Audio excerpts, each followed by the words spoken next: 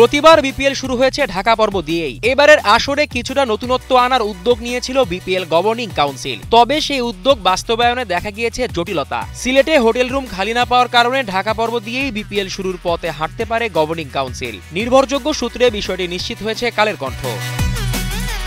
17 December ঢাকায় উদ্বোধনী অনুষ্ঠান আয়োজনের পরিকল্পনা ছিল বিপিএল গভর্নিং কাউন্সিলের। 19 ডিসেম্বর থেকে সিলেট দিয়ে খেলা মাঠে গড়ানোর পরিকল্পনা ছিল। বিষয়টি বাস্তবায়ন করতে গিয়ে ঝামেলায় পড়েছে কাউন্সিল। বিপিএল খেলতে যাওয়া মানে 6 দলের player, coaching staff, supporting staff, ধারাভাষ্যকার সহ বিশাল বহর নিয়ে সেই শহরে যাওয়া। ফলে পর্যাপ্ত হোটেল ফাঁকা পাওয়ার ব্যাপারটিও বেশ জরুরি। কিন্তু বিপিএল এর জন্য সিলেটে পর্যাপ্ত হোটেল ফাঁকা পাওয়া যাচ্ছে না, যে কারণে সিলেট দিয়ে বিপিএল শুরু করার বিষয়টি পড়েছে শঙ্কার মুখে।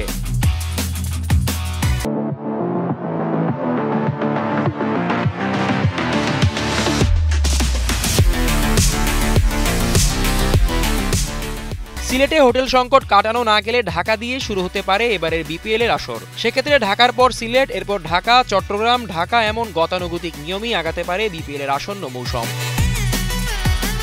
বিসিবি পরিকল্পনা নিয়েছে যে বিপিএল এর প্রথম পর্বে 4 দিন ঢাকাতে ম্যাচ হবে, এরপর সিলেটে যাবে বিপিএল, যেখানে 5 দিন বিপিএল আয়োজনের পরিকল্পনা বোর্ডের। ঢাকা ও সিলেটের পর বিপিএল যাবে চট্টগ্রামে। বন্দর নগরীতে বিপিএল থাকবে মাত্র 6 দিন। ঢাকা পর্বে ফিরবে এলিমিনেটর ও কোয়ালিফায়ারের ম্যাচ দিয়ে। ঢাকাতে ফাইনাল দিয়ে শেষ হবে প্রায় 1 মাসের টুর্নামেন্ট।